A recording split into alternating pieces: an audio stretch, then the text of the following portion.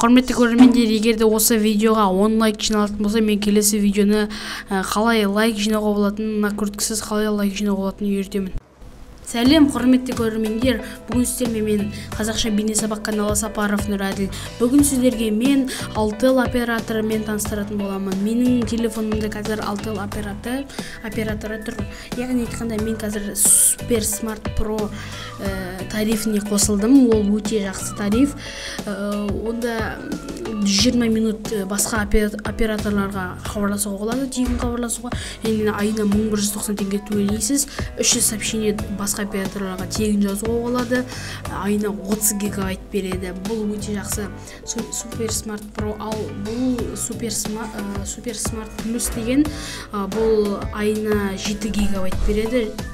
Яғни 100 минут басқа операторларға тегін хабарласуға болады. Айына 1090 теңге ма, 1000 теңге төлейсіз.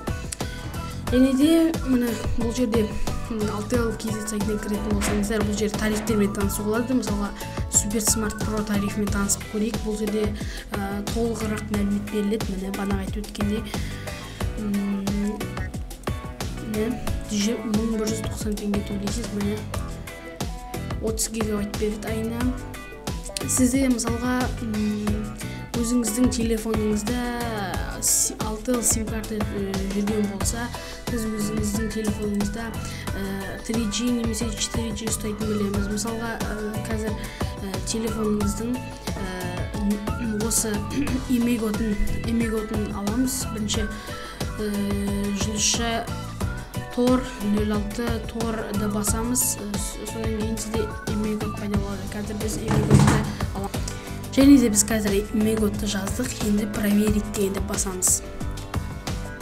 Менің телефоным Galaxy Mega, Samsung Galaxy Mega. Менде 3G ұстайды, 4G ұстамайды.